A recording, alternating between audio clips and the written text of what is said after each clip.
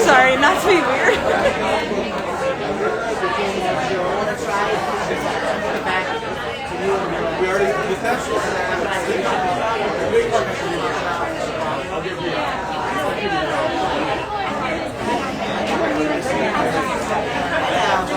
But also you should go to bring it in.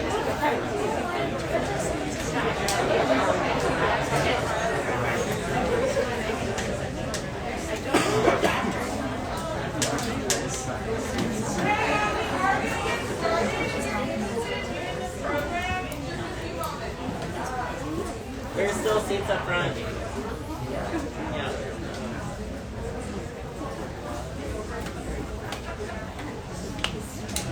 There's 7 seats up front. 8. And there are seats up front.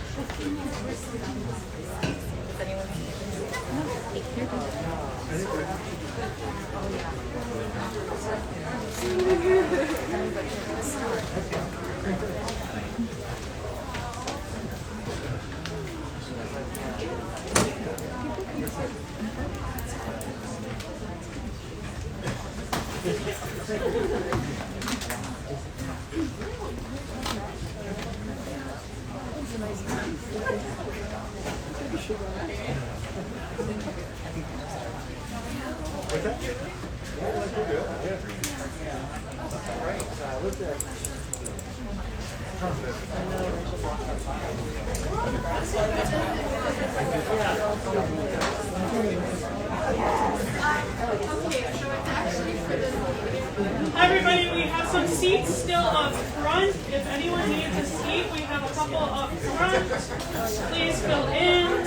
It's really lonely when there's no one in the front row. We've got a lot of people in here. Thank you all for being here. Alright, I think we're going to get started. Hello everyone, my name is H. Melt. I work here at Women and Children First, one of the oldest feminist bookstores in the United States.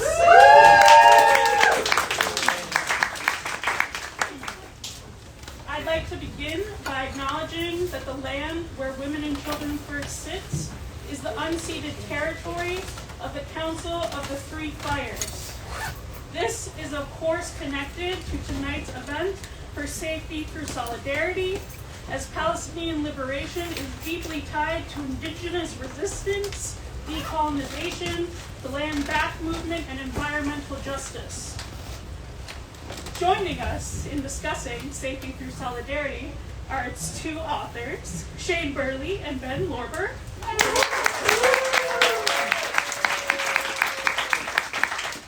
Thank you for coming to Chicago. And they will be joined in conversation by Becca Lubo.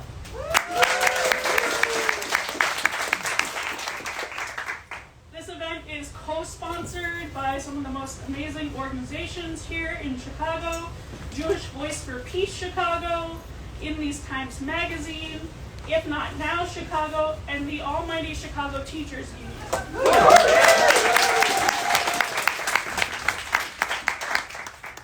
Tonight, to give you a little overview of what's going to happen, there will be a moderated conversation, a question and answer portion. We'll hear a little bit from our co-sponsors who are tabling in the back as well, and we'll close out with a book signing at the back table near the front door. This event is also being live streamed. Hello to everyone joining us online. I'll share a little bit more about our co-sponsors, read our guest bios, and then we'll get into it. The Chicago Teachers Union is an organization of educators dedicated to advancing and promoting quality public education, improving teaching and learning conditions, and protecting members' rights. The CTU represents nearly 30,000 teachers, paraprofessional and school-related personnel, and school clinicians working in Chicago public schools. If not now, Chicago is a movement of Chicagoland Jews seeking to end Jewish American support of the Israeli occupation. In These Times is an independent, nonprofit magazine dedicated to advancing democracy and economic justice, informing movements for a more humane world, and providing an accessible forum for debate about the policies that shape our future. Very small goals, small things. And Jewish Voice for Peace, Chicago organizes for human rights and equality for Palestinians and all people. All right, now a little bit about our guests. Shane Burley is the author of Fascism Today, What It Is and How to End It, and Why We Fight, Essays on Fascism, Resistance, and Surviving the Apocalypse, and is the editor of the anthology No Pasaran, Readings on Anti-Fascism, all published by the anarchist press, AK Press, who we love. His work has been featured in places like NBC News, Al Jazeera, The Baffler, In These Times, Roar Magazine, Jewish Currents, and many other places. He provides expert analysis and commentary on these issues for many places like PBS, The Guardian, and has published extensive academic work, particularly on anti-Semitism. Give it up for Shane.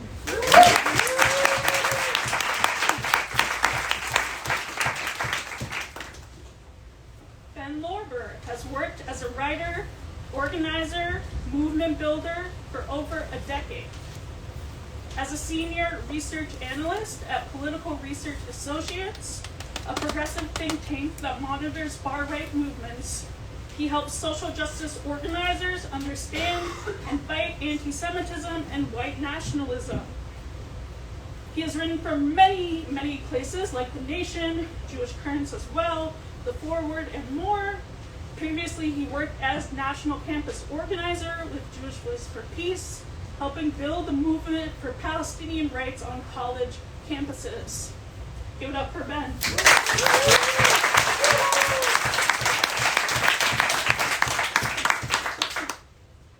And lastly, our moderator for this evening, Becca Lubo, she, her, is a community organizer and member of the Jewish Voice for Peace Chicago Coordinating Committee.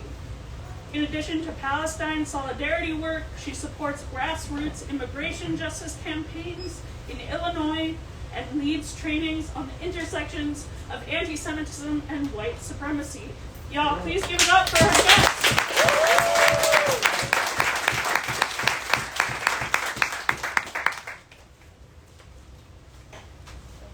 This mic's not long. I'm going to project. Yeah. Can everyone hear me okay? Yeah. I'm seeing some no's. Will it help if I take off the mask? Use the mic for a second. This one doesn't work. It does work. Great. That'll help.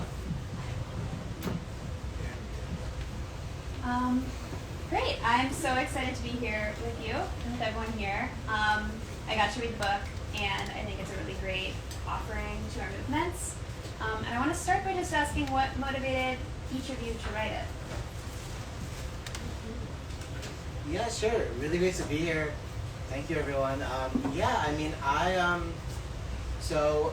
guess we first got the idea in 2019 when, Shane and I, we both were working as journalists, covering the rising alt-right, the white nationalist movement, and we saw, the clarity of anti-Semitism being kind of, one of the elements at the core of their worldview.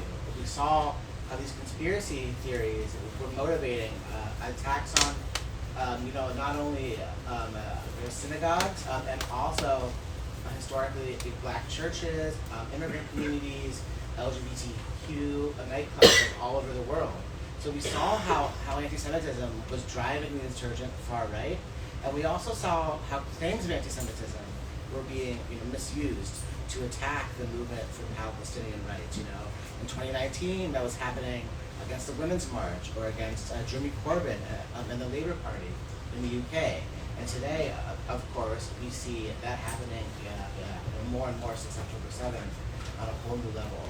So, and we also saw that anti-Semitism wasn't really something that progressives knew how to talk about, how to understand in relationship to other kinds of oppression. We often, those of us on the left, tended to be a lot better at saying like what anti-Semitism was not, rather than saying like what it was. So we were like, there's a gap to fill. That's part of what got us together to make this. Yeah, thanks, Ben. And thanks everyone for coming out here. This is a great event. We've had a couple great ones to the Midwest. I'm excited to be able to talk about it with you. I'd like to take credit, but it actually was Ben's idea to start talking about this. Because as we were writing about the far right, and as we saw the centrality of anti-Semitism, not just to their racial politics, but also the ways they talked about their attacks on trans health care, the way they talked about abortion, the way they talked about immigrant rights issues and border issues, really steeped heavily in coded or sometimes explicit anti-Semitic conspiracy theories. There wasn't much to turn to understand it well. Now, if you Google search anti-Semitism right now, you're going to see a lot of very well-funded organizations that will tell you exactly what they think anti-Semitism is. And more often than not, that's going to be used as a political weapon against the left more broadly, and specifically against Palestine solidarity organizers. And we thought that actually it was important, not just to combat that kind of misinformation, but to give people a deep well of understanding. We saw the fight against anti-Semitism as being really central to anti-racist, anti-fascist organizing as broad. And that was common sense to us, and I think we wanted to try and gather together different ideas and conversations. And we certainly aren't the first people to do this. We point throughout the book to historical moments, Jewish New Left, anti-fascist organizers, historic Jewish feminist movements that have talked about this in ways that wanted to do it differently. And we wanted to sort of collect some of those, bring them up to the present, bring our experiences together with it, and try and shift the dialogue a bit. One of the people that you interview had a really good analysis of how anti-Semitism is a worldview that competes as an explanation for how the world works with, having a real analysis of systemic oppression or having a real analysis of how capitalism works.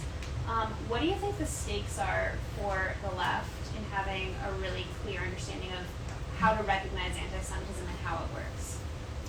Yeah, I think there's sort of two really key things to look at. One is anti-Semitism is a story about dispossession. It's about who is dispossessing you, where that angst and anxiety comes from, and then what to do about it, right? It's a false story. But it is one that mobilizes people. And we're not seeing a situation in which the United States or global economies are getting more stable. We're not seeing, environmental sustainability coming in. We're seeing moments of collapse, moments of crisis. And so those narratives take root places.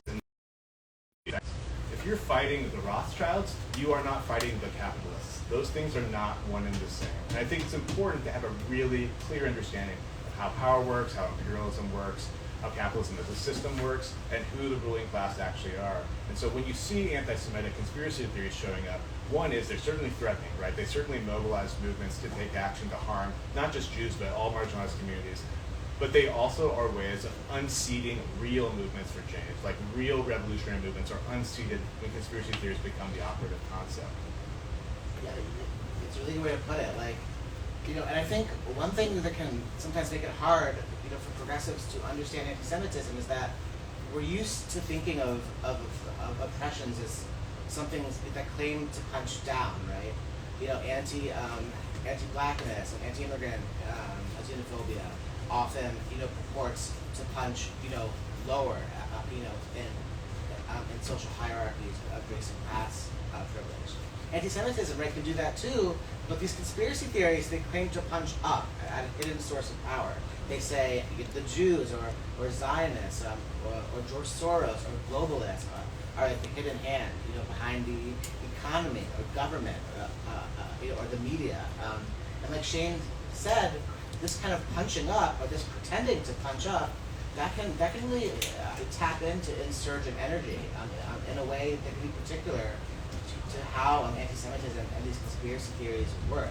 and the right uses it. For example, Donald Trump's last presidential campaign aired onto millions of televisions, all across the country. Like his last ad, right? Days before the election, I remember I was sitting in my dad's living room, and all of a sudden I saw on the TV, he said, there's a global, power structure that has ripped, ordinary working Americans, from our lives and from our livelihoods. And that television ad, it flashed George Soros, Janet Yellen, I think Michael Bloomberg, the faces of three Jews who represented, a finance capital, right? And this was his last ad, 3 days before the election. That's how the right can mobilize this to tap into real grievance that millions of people feel. And like Shane said, it can also mislead progressive, movements, right? If Occupy, during Occupy Wall Street, there were some instances of people saying, "Oh, Jewish bankers or Rothschilds," and there are other things like that that can also really get in the way of our movements for change, which have to really have a sharp power analysis. That we have to be tapped into the real power structures of capitalism and racism and all the other forms of oppression. So yeah, that's kind of how it works. Yeah, one of the really images from the book that has kind of stayed with me is the idea that if you think you're punching up, but it's with the Rothschilds, you end up, I think the phrase was boxing with shadows. Like you're trying to fight an enemy that's not there and not focusing on an actual strategy for liberation. Turning to the right, as we know right now, white Christian nationalist movements are growing in power. And at the same time, many of the leaders of those movements are right now going around claiming to be like crusaders against anti-Semitism. Can you talk about how you make sense of that? Yeah, we're at a really dizzying moment when, I say Marjorie Taylor Greene, for example, can say that student encampments to protest the genocide that's happening in Gaza are anti-Semitic one moment, and then she says they're funded by George Soros in the next moment. So she's using anti-Semitism to demonize student protesters as these, outside agitators, as these enemies of civilization. And that's also obviously like anti-Arab, anti-Muslim, anti-Palestinian, anti-Black, right? Because the right and liberals and centrists and mainstream media are focusing on the Black and brown Palestinian and Muslim protesters. And also Jews. A lot of left-wing Jews are being targeted by this weaponization, right? So we're seeing a way in which the white Christian West is using an image of Jews as a shield. They're saying, we are here to protect Jews. We need to fund Israel's genocidal war in Gaza in order to win Jewish safety. We need to send in the National Guard to clear student encampments in order to protect Jews. We need to suppress speech, academic freedom. It's really bad for Jewish safety and for Palestinian safety and for the safety of all living beings on the planet. And the same right is the source of the most violent anti-Semitism today. So it really is not good. Yeah, we spend a great deal of time talking about Christian Zionism, which is a support for Israel that does not emerge from loving care for Jewish safety, right? It emerges from the sense that Jews can play a part in their Christian narrative, their eschatology, in which Jews are either sort of exterminated in mass or forced to convert, which is essentially forced to stop being Jewish. And I think when we have a sort of Zionist model of what Jewish safety is supposed to be, support for Israel at all costs ends up being the fulcrum of what that Jewish safety is, which then necessarily allows those who claim to support Israel the power they need to then enact their policies. And so right now what we're seeing is a political project that is basically blanket support for Israel's war, and at the same time enacting Christian nationalist policies at home that openly dispossess Jews. And then because of that, we have large organizations like the Anti-Defamation League or these big events like the March for Israel that essentially have no problem partnering with these far-right organizations because the bottom line is that their politics are based around supporting Israel. And so I think it's really important when we construct a new vision of how to understand anti-Semitism, we have to kind of target what are the actual underlying ideologies. What do these people think? What do they actually want? And I think that ends up being an important piece of we're trying to carve something different. For sure. One of the things you touched on was the weaponization of anti-Semitism, and it definitely feels like we're in kind of a McCarthyist moment right now. I mean, I can think of examples from Chicago or just this week. I'm wondering, like, what are there stories or ways that's showing up that have particularly stuck with you? And what do you think, how do you think the left, and especially the Jewish left, needs to be responding? I mean, I think right now we're at a moment when nearly 3,500 people have been arrested in college campus encampments, disproportionately Jewish, having situations where police literally bust up, Shabbat dinners and stuff happening in encampments, go after faculty that are majority Jewish in some cases, and basically kind of rain, mass incarceration into this situation. Is this protecting Jewish lives, right? Like, is this actually disrupting a whole generation of Jewish folks? I'm seeing accusations of anti-Semitism against young rabbis or people who are working in Jewish organizations that are just starting their career. And they're doing these careers because they care about Jewish people, Jewish tradition, Jewish life. So that's breaking that sort of connection right there for people. And then there's just a mass wave. I have a friend who worked at Columbia, just starting his academic career. It stopped within 8 weeks, right? Never will be able to get a tenure track job again. People are having really, really severe consequences. And at the same time, this is one of the largest waves of white nationalist organizing in the past 6-7 years, right? That is not getting the coverage of it, right? We're not in congressional hearings about the Goyim Defense League and things like that, right? We're having it about what Students for Justice in Palestine is doing. And so I think we've completely reframed this argument and basically provided a cover to actual anti-Semites to grow at a really rapid rate. At the same time, we're destroying the left, the only kind of collection of people that actually have the capacity to take on the forces that lead to anti-Semitism. So it ends up being this flipping back and forth, and it leads us with basically a lot of distrust for conversations about anti-Semitism, but also not much path forward always. Yeah, no, totally. I mean, I remember, when I worked on college campuses supporting students who were advocating for justice in Palestine. I would talk to first generation Palestinian Americans, who were put on Canary Mission, who were put on a doxing website with their names and their faces and their social media profiles all over their Google search results, just for saying, hey, can my university stop funding Boeing as Boeing is dropping bombs on my family in Gaza, right? I talked to that we've seen, since October, we've seen, trucks, go outside of Columbia University, plastering prominently Black and Arab and Muslim students' names and faces and calling them terrorists. These things impact people's jobs and lives and careers, and the goal is to create a climate of fear. And like Shane was saying, people who do this, a lot of Christian right leaders, a lot of politicians on both sides of the aisle, a lot of pro-Israel groups, some groups in the Jewish community, like the Anti-Defamation League, they say they're protecting Jews, but it doesn't make Jews safer to do things like this, that serve to divide us from folks who could be our allies. It only really isolates Jews by conscripting us into a nationalist agenda, because ultimately the Marjorie Taylor Greens of the world and the Jonathan Greenblatts of the world, who say they're protecting Jews, are part of a coalition that's rolling back multiracial democracy. It's rolling back the system of rights that's kept Jews relatively safe in this country for decades, and that offers at least the possibility of all groups to thrive in this country. So I think we really need to get back to a model of fighting against anti-Semitism in solidarity, right, through collective liberation, through joining horizontally with other groups and building coalitions and fighting for racial justice, for economic justice, for gender justice, not allying with these forces that have no one's best interests at heart, Yeah, that's a fun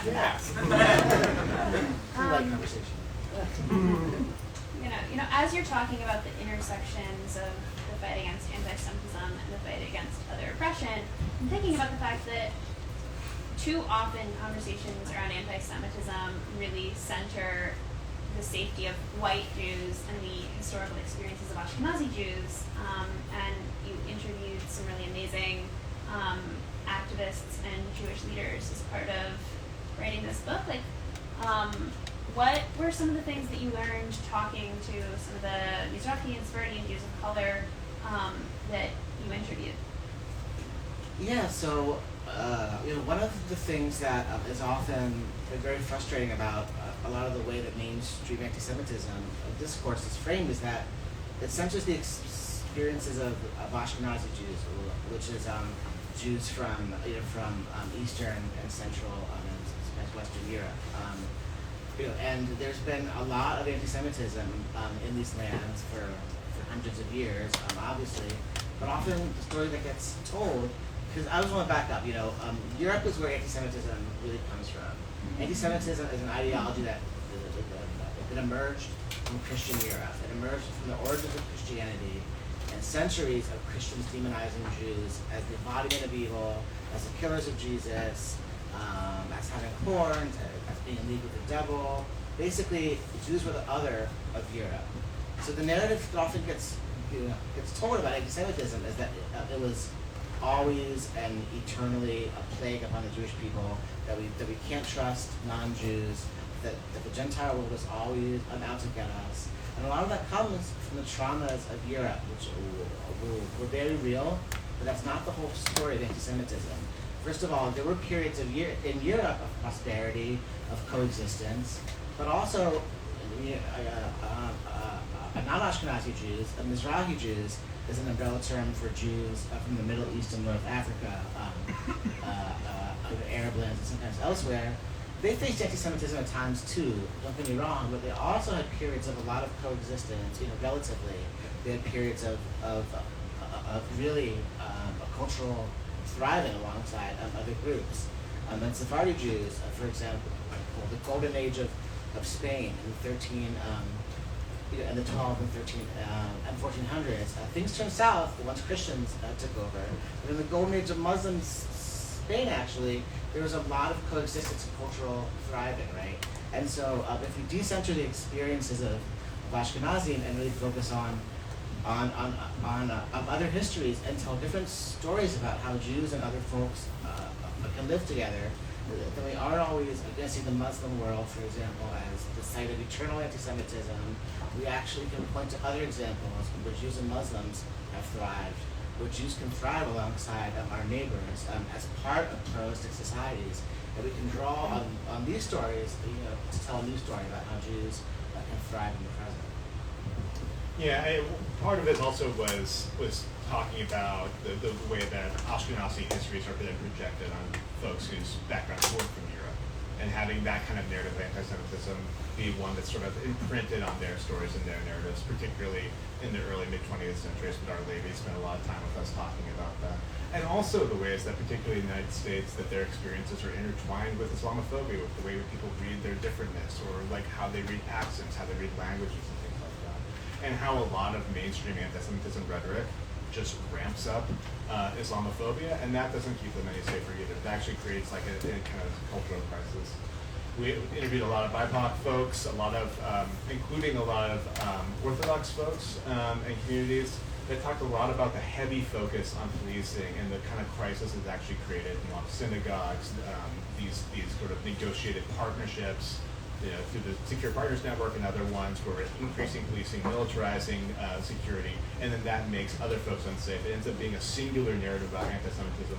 A small group of Jewish leaders think that more police is actually going to be the answer for this, and then it ends up dispossessing huge numbers of the congregation. So it ends up being that when we have this very monoracial narrative about what anti-Semitism is, how it looks, how it plays out, we end up erasing most people's experiences. Not just some people's experiences, but most people's experiences, because people are much more diverse in their backgrounds. They have different interests, they have different relationships with power and the police and things like that. And by telling that singular story, that's the one that large organizations end up telling, because they're the ones with resources, they're the ones who lobby Congress, they're the ones who partner with police. you end up having this one model of safety that's really supportive if you are, upper middle class or upper class, and you feel really secure when you're around the police, and you don't have those kind of institutions aren't a threat to your safety. So we end up telling a story that's disconnected from the kind of story we're talking about here about what does it mean to build safety, like through community partnerships, by building networks of people, by having community safety and anti-fascist networks that we control that are in our interests.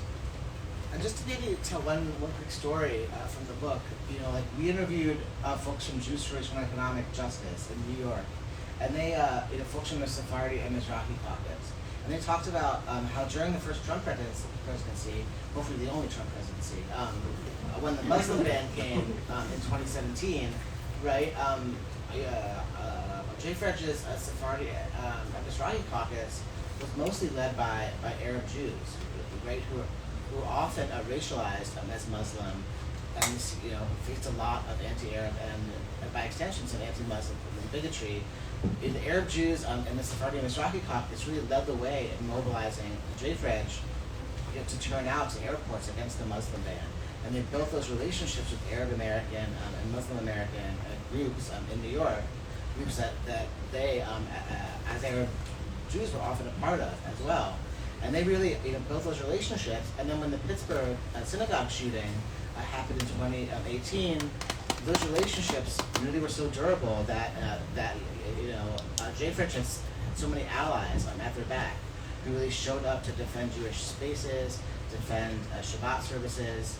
And it's really a testament to when we let non-white Jews really lead the way in building these relationships that can really be transformative.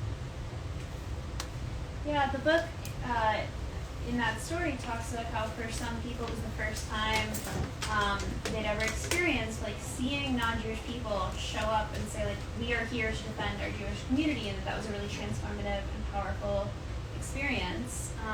And we're in a moment right now when I think a lot of the Jewish community is legitimately, you're not feeling really afraid, and of rising white nationalism, of blowback from what's happening in Gaza, of antisemitism in their communities, and we're seeing attempts to peel off the Jewish community from the rest of team multiracial democracy here and abroad by weaponizing those fears and making people feel like, you can talk about safety through solidarity. I can picture what a guy with a gun who's going to defend me looks like, and it's hard for me to picture what safety through solidarity looks like.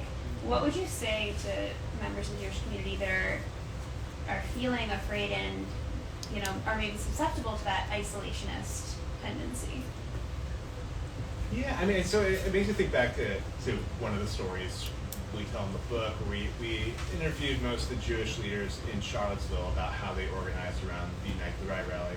And just so people kind of understand how this went, there were several months of escalation that happened before the alt-right came really in force. There was a Klan rally, there was 2 previous small kind of flash mobs led by Richard Spencer and some white nationalist groups, so people knew this was coming.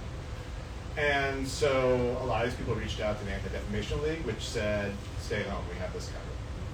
We talked to the police, don't worry about it. Do not come out. They sent out email saying, do not protest these people, do not block them, do not involve yourself in that. The people that did come out, anti-Zionist and Antifa, right? Those are the people who came out and worked on safety plans to the community. But the clergy worked with historically black churches and said, actually, we've seen this before. There's been shootings at historically black churches and synagogues pretty recently. So it makes sense for us to start having these regular meetings. And they created those regular meetings to create a safety plan. So they're using different buildings in different places, moving Shabbat services around, educating people about where to go, what different protest tactics would happen. You might feel comfortable over here. This kind of thing is probably going to happen over here. And I think that experience, one, seeing these institutions that were proposed as the model of security, basically just duck out and say, hey, this is a police matter. And obviously, as we saw, the police did not stop attacks from white nationalists that day. And then instead, the community came out and did it and said, well, we'll do it. We'll be here for you. We'll show up. We'll stand in front of services. We'll block people during prayers. That was really meaningful to them. And some of these folks are not the most politically radical people I've ever met in my life, right? But But when If Not Now is what came out for them, or the Muslim Jewish Antifa Alliance, that's when those are the folks that come out. Those are the folks they knew they could depend on. And I think those experiences end up playing out like that a lot. Now, those relationships were forged in such a serious time that they have continued on. And there's examples in other cities, but there's not enough of them, right? Like, this is not something you can count on and show up in a city and know that it exists there. And there's a lot of situations politically, particularly right now, that break those relationships apart. But I think people need to, for one, actually hear from the constituents, like, what do people actually feel? Do they feel safer by having lots of police there? Have you actually experienced police defending you, or have they had different experiences? And then show people what kind of options are out there. We talk with a bunch of different groups that do different things, community self-defense, they do trainings on how to do securities, both at like mosques and at high holy days, like how could they coordinate, how can you share resources, that kind of thing. They exist and they're out there and people are trying to do them. And I think the hope is to give people enough faith in neighbors that they can do that. Because I do think that the approach we've had for anti-Semitism for a very long time is to really discount the idea that you can have support from your neighbors or support from non-Jews.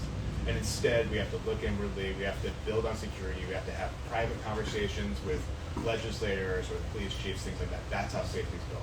But that is not historically how Jewish safety has ever been built. There's no historical precedent for that. It's entirely a mirage. And so I think people are starting to see that when incidents like that happen. Yeah, to piggyback off that, I think Zionism in the Jewish community is built off of fear, right? The idea that Jews need higher walls, need a militarized ethnic state to be safe, or need to invest in militarized policing or security here in the diaspora. It's built on fear. It's built on the belief that people won't have our backs when things get rough. And there are historical, reasons for that fear. There is real trauma. And the left hasn't always had a good track record in understanding anti-Semitism and showing up, to fight it. In the lead up to World War II and afterwards, history, taught some Jews that the only way to be safe was to basically go build an ethnic state of our own, right? And today there's real trauma that feeds into that belief, and there's also manufactured trauma. It's a fundraising strategy for groups like the Anti-Defamation League to make people in my family and the families of a lot of people in this room afraid and think that the world is always out to get us, right? And we can't trust anyone, and we have to go it on our own. And anti-Semitism is real, and it's on the rise right now, right? And the biggest way that I think we can counteract that fear is by having non-Jews showing up for us, demonstrating the caring, demonstrating the allyship, showing up and checking in on us, committing to fight anti-Semitism, even if we disagree with some things, even if we are struggling, even if it's hard. There are real disagreements post-October 7th that threaten to divide Jews from groups who could be our allies. But it can really help to undercut the pull that Zionism has by having folks show up for us, right? And someone was saying, hey, as I'm starting to take leadership, I should really understand this kind of oppression, how it manifests, how it's connected. And he said to me, look, Ben, I care about Jews, of course. I want to show up for you. And at the end of the day, I want to fight anti-Semitism for me. I know that we all need to fight it to get free, right? I know that as long as the right is using these George Soros conspiracy theories to attack the environmental justice movement and all movements, we aren't going to win. And I know that as long as there's the danger of us falling into conspiracy theories and our own analysis, I know we aren't going to win. So he really understood that the fighting anti-Semitism was in his own interest. And I think the more we can lean into that, seeing how fighting it is in everyone's interest, how it's connected to all kinds of oppression, that's really the kind of analysis that can break the hegemony of groups like the ADL, break the hegemony of Zionism, and lead us into a better future. It's a beautiful place to kind of pause this discussion. I want to open it up to make sure folks in the audience have a chance to ask some questions. So if anyone has a question on anti-Semitism, you want to just stand up and kind of project? I'll just project. I want to tell you something that happened outside of this store just a few weeks ago. A good friend of mine who is the loveliest person, never knew a stranger, saw a woman walking a dog outside this store and said, "I'd love to pet your dog, he's so cute." And the woman said, "Sure." My friend bent down, her Star of David swung out from under her shirt. The woman jerked the dog away and said, "Actually, no, you'll probably kill it too, Zionist bitch." What I want to tell you is that I appreciate you and I'm with you up to a point. But I feel that your definition of Zionism, support for Israel at all costs, animated from fear, is that definition of Zionism, I feel, is actually fueling anti-Semitism. That is not the definition of Zionism I grew up with. The definition I grew up with is that Jews have a right and a joy to live in Israel because it's of our heritage. And this is critical because this is always a part of Zionism for me, everyone has that right. Palestinians, Jews, Bedouins, Christians, Muslims, and I lived in Israel, and that is the key to it. Everyone has a right to live in peace and security, and that is not antithetical to Zionism. When you say that it is, Do you have a incidents question? like what happened after the storm. Thank you. That I is guess my where I question. agree with you Yes. is I also really want to see a future where Israeli Jews and Palestinians, Bedouin Jews, everyone, can live in full and complete equality of that land. No one is going anywhere. No one in that land is going anywhere. Whether you want to, that for me is part of my anti-Zionism. So we can quibble over the Z word until the cows come home.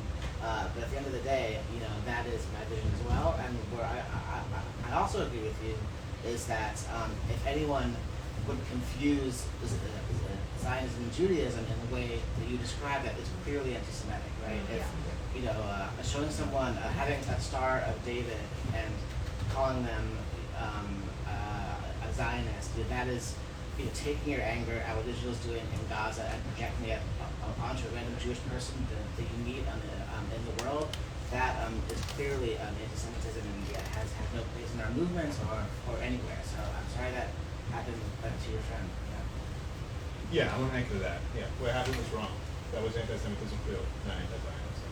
And I think when we're talking about Zionism, we're talking about a political project that excludes people, right? We're actually talking about what would it look like if we had a communal structure that tried to include people. But that is Zionism. Right? I don't think that's the experience that Palestinians have had of Zionism. But that's where a Zionistic ideal is. Thank you for your question. I want to make sure that lots of folks get a chance to ask. So we're going to move on. I see a hand there. Huh? You. Okay. Hi Ben. I'm curious how you found interviewees and how you decided to interview those people. Yeah, that's a really good question. I mean, we I think one really cool thing about working with Shane is that we have a lot of overlapping and different constituencies. I think Shane is a luminary in the world of anti-fascism, and so I think Shane had a lot of talking with anti-fascist movements and groups and anarchist activists and a lot of folks on the front lines of fighting the alt-right in the streets all around the country. And I have those too, but I also drew from parts of the Palestine solidarity movement and then the Jewish left, which of course Shane did too. So I think we both really just worked our networks, worked our years of being in different movements, movements fighting from the far right, movements building a Jewish future beyond Zionism. We just had a wide net of folks, and it also wasn't just lefty activists. I spent a bunch of time in Crown Heights, at 770 headquarters. I interviewed a lot of Hasidic folks, a lot of folks in Orthodox organizations, and there was a tablet magazine. We did actually reach out to a number of folks. Some folks not as excited to talk to us, some folks that were excited to talk to regardless. And so the hope was to try and also engage the conversation in ways that we hadn't seen it before. So we kind of ask questions who would be interested in sharing perspectives on this. And we're always upfront, about what we think and stuff, and be open and sort of vulnerable with folks. And in reality, I kind of found that disagreements actually didn't matter to people very much. People are generally pretty generous. Even when the disagreements happen, people are especially generous when they can tell that you care about those things. This is something that Dov Kent, who's a Jewish organizer, his friend we interviewed pretty early on, And one time I sort of like asked her, I was like, do you get kind of any issue, and you're sometimes in mainline Jewish spaces if you talk about Palestine? And she's like, no, never. They know I care about the Jewish people. And I felt like that kind of energy was enough to actually break down a lot of those barriers. If you had to suggest one book that people who are not Jewish or allies or partners or friends or whatever to read to give them a starting point for learning about anti-Semitism, what would it be? Is that one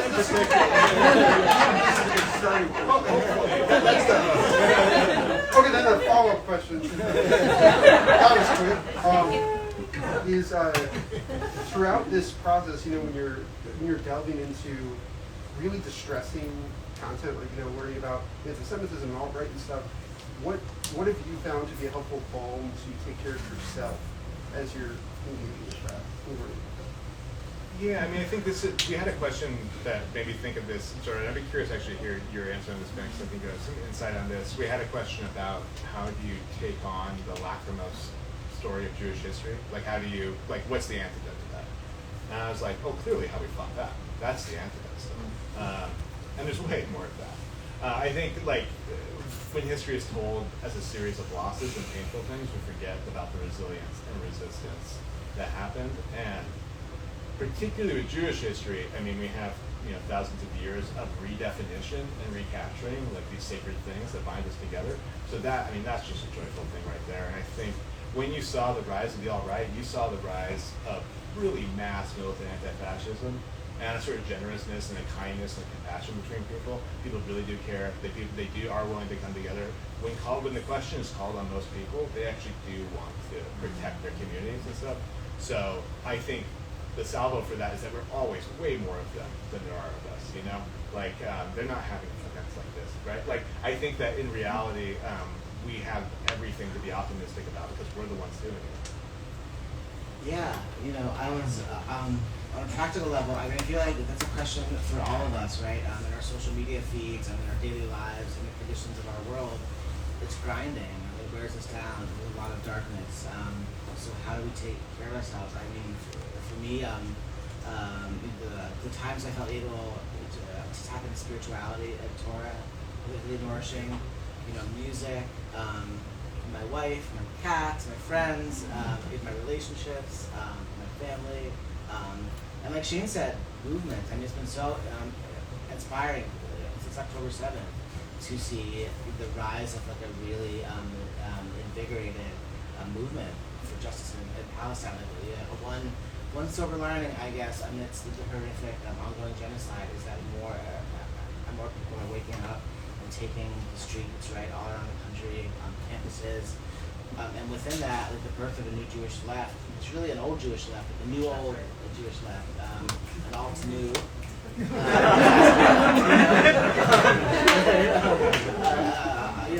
We're really invigorating traditions of justice and liberation that have been at the cornerstone for a long time. And so, yeah, to be in those communities and to be building movements in this bleak time gives me, and I think a lot of others, a little bit of hope.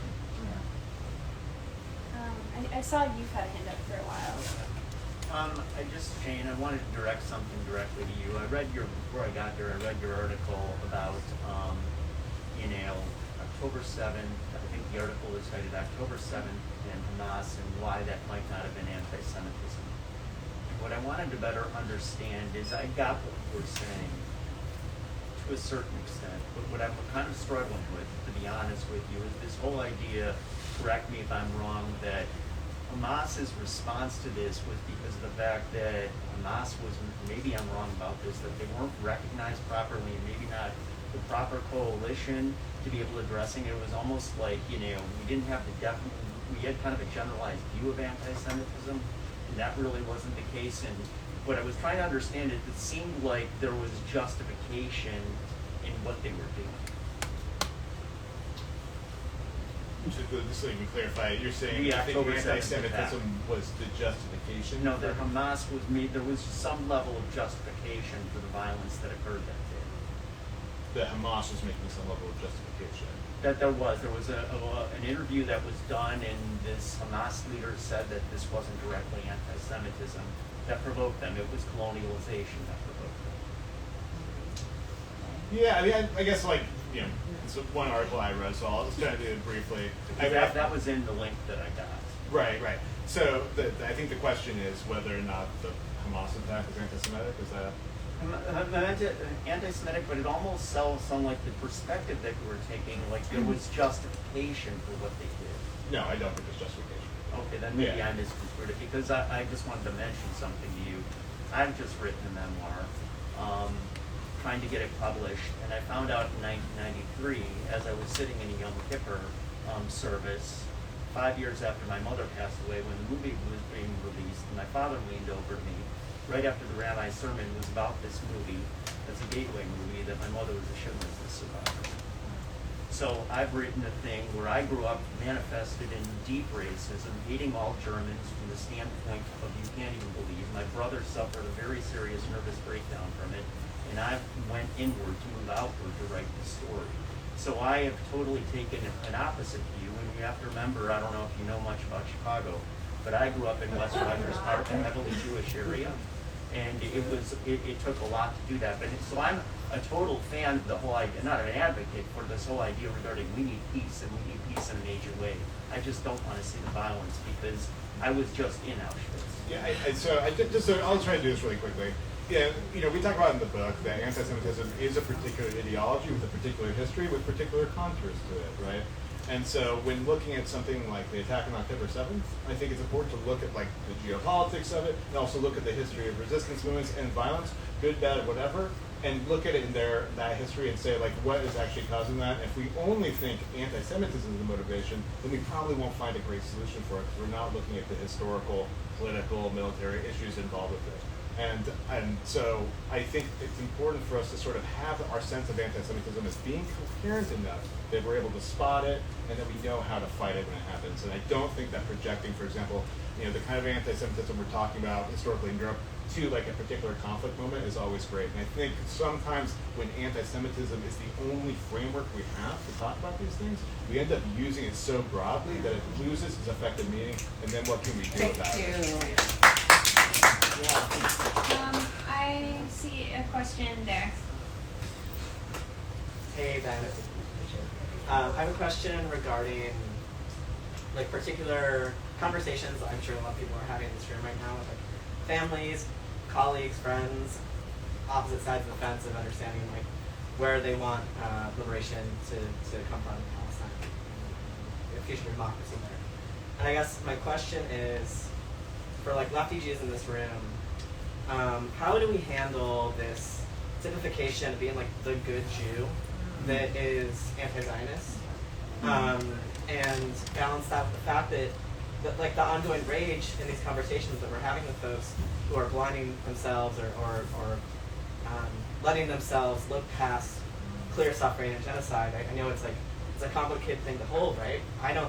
To use an example, I don't want my dad and my mom to be outside of the collective liberation that you're fighting for, and I'm also really angry with them, with their inability to understand how children are being starved to death and bombs are dropping over their heads. So how do we get past this rubber stamp that I feel like a lot of us in the movement are getting for being the good Jew right now, in terms of thinking about safety for everyone?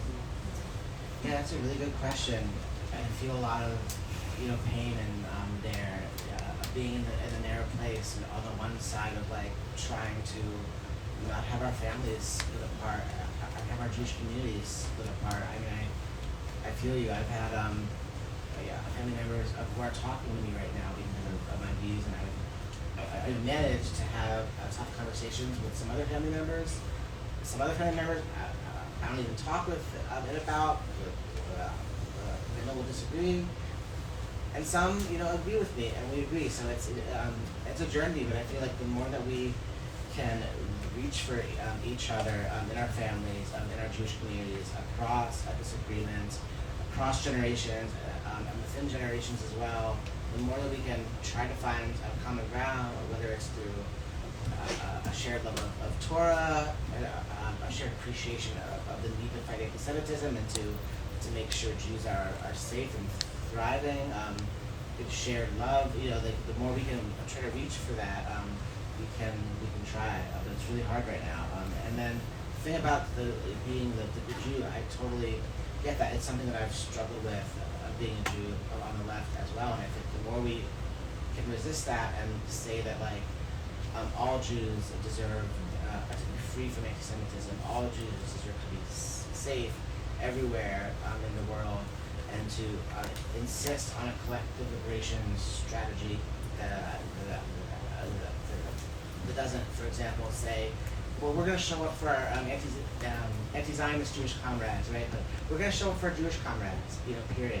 And the more that we can challenge folks to do that, the same way they would hold the entirety of other marginalized communities, even recognizing that there are reactionary like elements in every community, but we shouldn't siphon off and say, oh no, we are only going to show up for the ones that we agree with. We're going to stand for everyone. And the more we can try to reach for that, also not letting bad politics off the hook, and not letting racism, anti-Palestinian racism, even not letting support for Israel's genocide off the hook. We need to hold our communities accountable, but also having a vision of liberation that includes everyone. So yeah, it's neither of those things are easy, but it's really. Yeah, the first union I was a member of, we had that poster. You've probably seen this because it's all over the place. Of it says if you don't talk to your coworker, somebody else will, and it's a Klan member talking to them.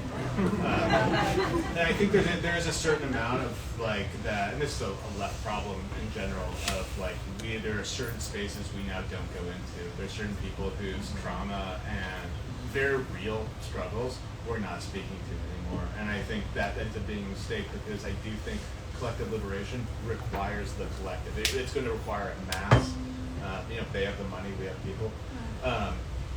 And so I think like there is an element of that work. I also think as part of the Jewish people, I do in a way take responsibility for other Jews. I go into Jewish spaces, and like have those conversations. Sometimes because I feel like maybe I'm able to do it. Sometimes because I feel I have the responsibility to do it. Not everyone should feel that way, but I feel that way. But so I think that's an element of like we're engaging in the struggle of it.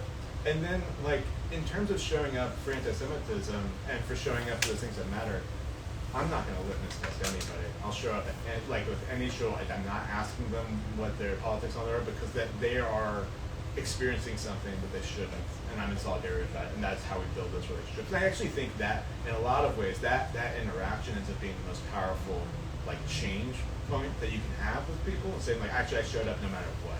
This is why I did that. And I think that's really important. I also think like we're hitting a point politically too. I'll go really fast. Where more people sometimes are closing up, but they're also more open than they have been before. And so I think we should use the opportunity to say like, this is what the kind of vision we're looking for the future. Thank you. We have time for 2 or 3 more. These folks right here have been waiting really long. Got it. Yes. First of all, congratulations on writing a book.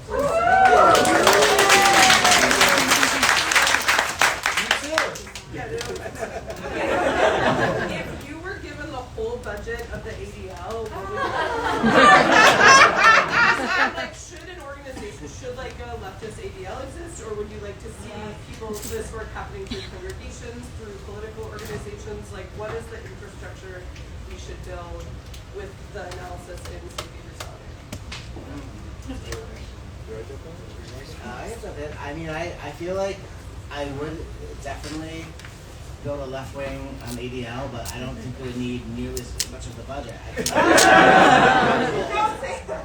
Now we want to have a left-wing organization, or many organizations that devoted to fighting, understanding, analyzing anti-Semitism.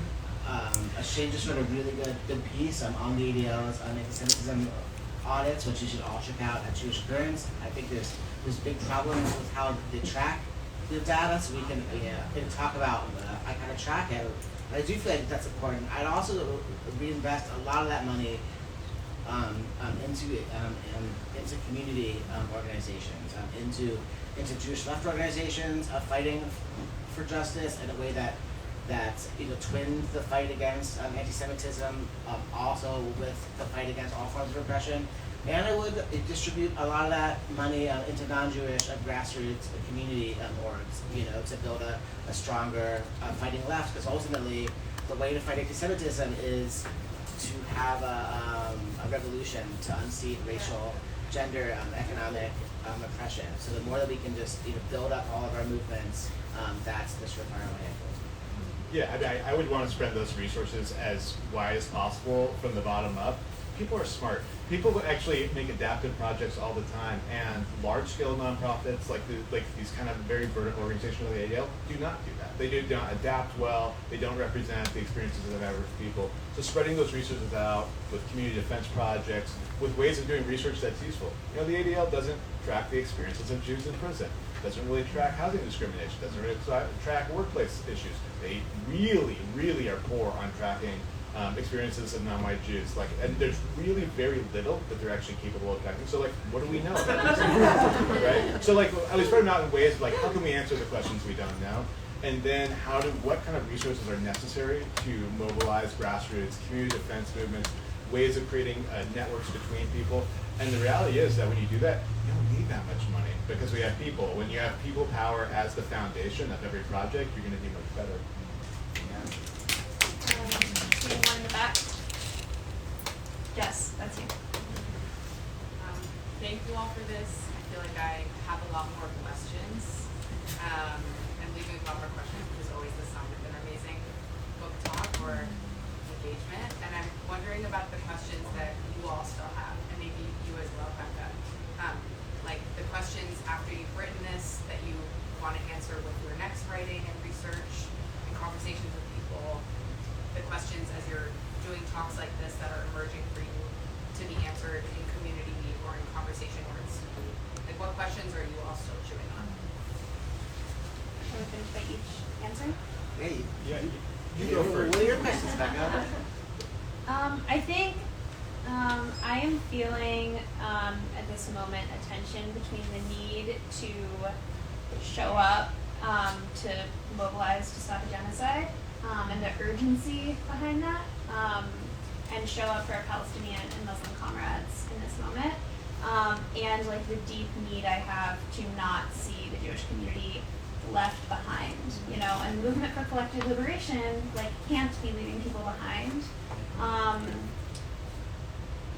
And so I'm feeling the tension between the need to stop, slow down, reach our community, bring people with us, and the urgency of mobilizing full steam ahead, you're with us or you're not.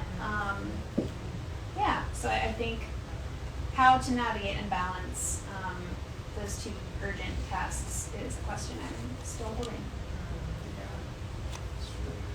I think the question I have is how to create sort of a renewal or revival or a next stage of Jewish life and Jewish practice. That's the big question I have. I think the reason we're talking about people being forced out of these relationships and out of these organizations and out of shuls is because people wanted to be in these organizations, they wanted to be in these relations, they want to be in these shuls, right? They want to become rabbis, they want to work at these places, and now they can't, right?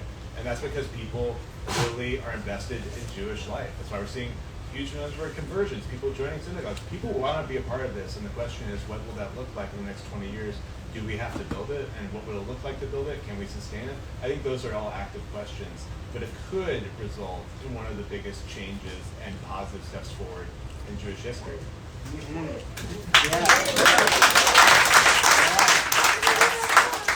That's what I was gonna say.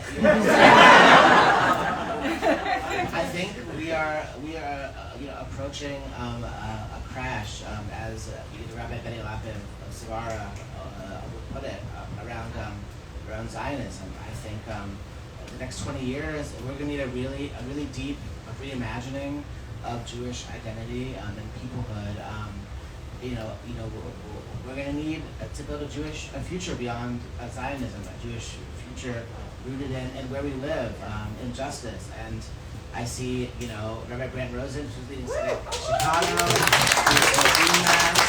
I see Rabbis Ariana Katz and Jessica Rosenberg, who tomorrow are having a book event for their amazing new book of radical Jewish ritual called 4 Times Such as These. Which we have. So, you know, Tomorrow night, Grace Place, 7 o'clock.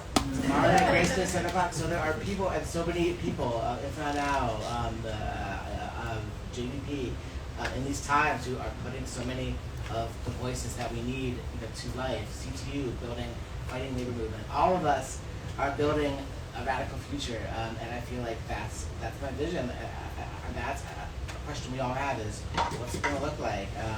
What shape is it going to take? I'm just honored to be around so many luminaries who are helping to create that. And Rabbi Aryeh Bernstein, so many others here. Anyway, honored to be in this place. Thank you all so much. I'm also just so grateful to be in community with everyone here. We are going to have an opportunity to get some books, get your books signed. Just wanted to give an opportunity for each of the orgs that we're co-sponsoring tonight to let people know how to plug in. I am here, as a massive fan of this book and also as a member of Jewish Voice for Peace Chicago. We're doing everything we can to mobilize, continue mobilizing to demand a ceasefire, to stop sending, weapons to commit a genocide.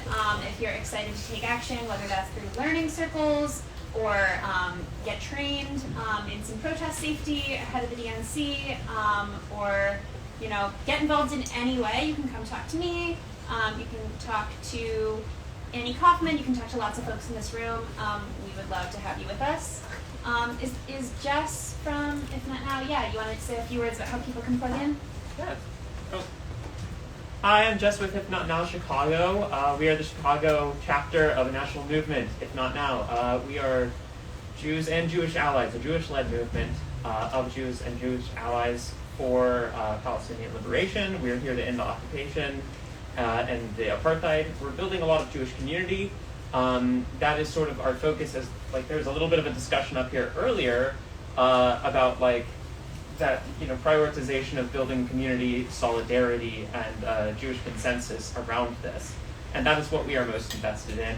We're also protesting over the summer, building up to some conventions later this year. You might have heard of them. We have a meeting tomorrow night at 6 p.m. It's virtual.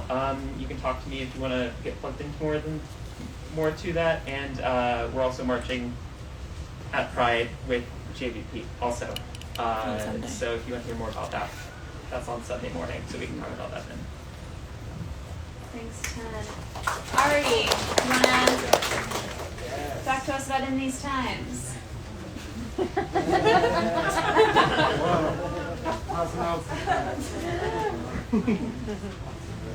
Cool, thanks. Hello. Thanks so much to Women and Children First. This is the first bookstore I ever went to in Chicago, and I was visiting and I was like, all right, this is a pretty fucking cool place.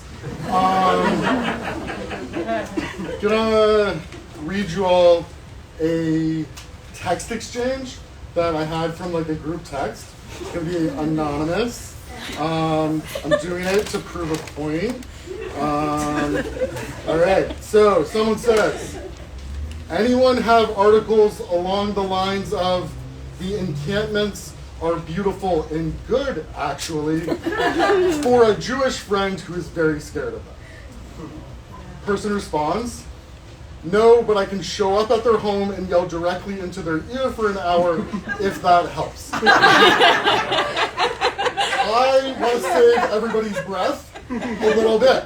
And the reason is we have a really amazing coalition and growing left media ecosystem in which you can find all sorts of really amazing investigative articles, really wonderfully ethical, professional pieces that really are interrogating the world and telling us, things that we really need to know.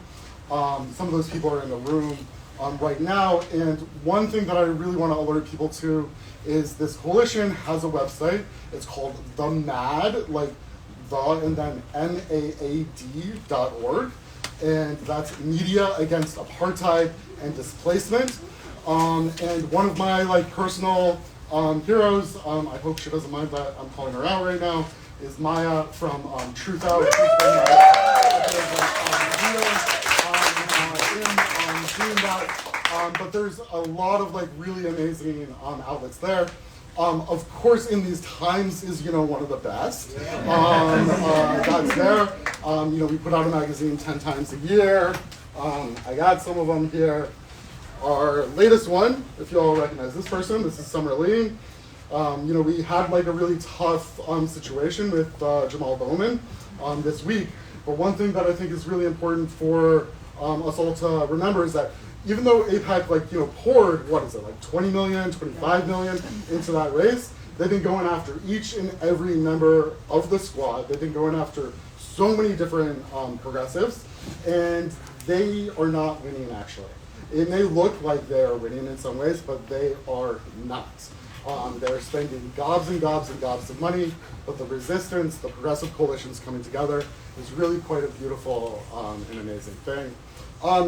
Our next issue is a collaboration with the Debt Collective. I don't know you all personally. My guess is that a lot of you have debt. It's kind of a big deal in society.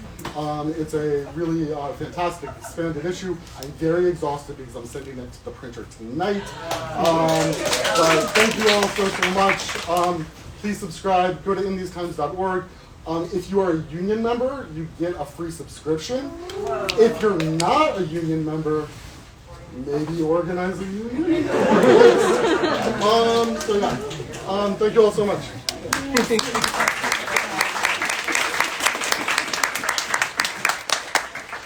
As the person in Ari's group chat who offered to be a human loudspeaker, I really appreciate the ways he's mobilizing media, and you should all check it out. Anyone here from CTU? Oh, no, I'm not talking. Jesse's still here? There you go, okay. Okay. CTU is great, and we love them, and you should all support your teachers.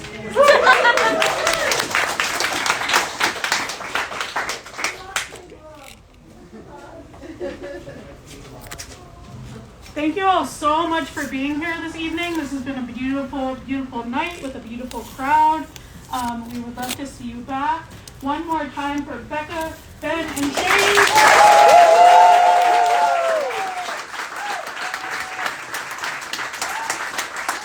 The book is Safety Through Solidarity. We have copies at the counter in the back. They will be signing near the door at the table. Folks, if you are able and you're sitting in a chair, if you can hold it and lean it up against something that helps us clean up really fast, you're welcome to browse. Thank you.